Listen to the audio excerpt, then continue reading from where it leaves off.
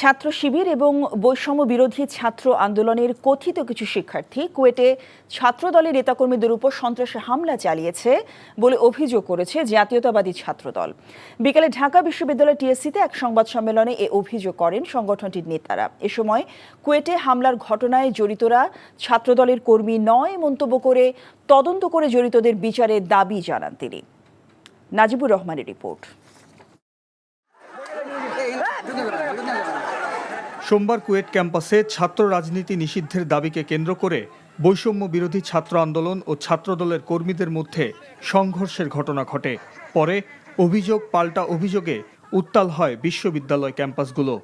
যারা শিক্ষার্থীদের বিপক্ষে অবস্থান নিবে তাদের পরিণতি ঠিক ছাত্রলীগের মতোই হবে।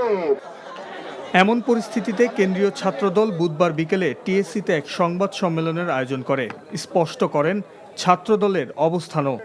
অভিযোগ করেন বৈষম্য বিরোধী ছাত্রদের নামে যারা ঘটনাটি ঘটিয়েছে তারা শিবির কর্মী।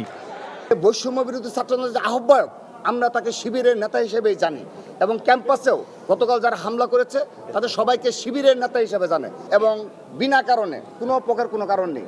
তো তারা যদি এই ক্যাম্পাসগুলোতে ছাত্র রাজনীতি চালু রাখতে পারে সেখানে ছাত্রদল ছাত্র রাজনীতি কেন করতে পারবে না? এ সময় ছাত্রদলের সাধারণ সম্পাদক বলেন ছাত্রদলকে কলুষিত করতে এমন ঘটনা ঘটিয়েছে শিবিরের সন্ত্রাসীরা। সাধারণ শিক্ষার্থীদের কাছে বাংলাদেশ জাতীয়তাবাদী ছাত্রদলের রাজনীতিকে দোষারোপ করতে বৈষম্য বিরোধী ছাত্র আন্দোলনের কথিত কিছু শিক্ষার্থী এবং শিবিরের সন্ত্রাসীরা এই হামলা করেছে। তারপরও বাংলাদেশ জাতীয়তাবাদী ছাত্রদল গতকালের খুলনা প্রকৌশলী বিশ্ববিদ্যালয়ে যে ঘটনা ঘটেছে সেজন্য আমরা দুঃখ প্রকাশ করছি। সংবাদ সম্মেলনে শিবিরকে গুপ্ত রাজনীতি ছেড়ে প্রকাশ্য রাজনীতিতে আসার আহ্বান জানান ছাত্রদলের কেন্দ্রীয় নেতারা। গণ অভ্যুত্থান পরবর্তী সময়ে বাংলা। Najibur Rahman, NTV news, Dhaka.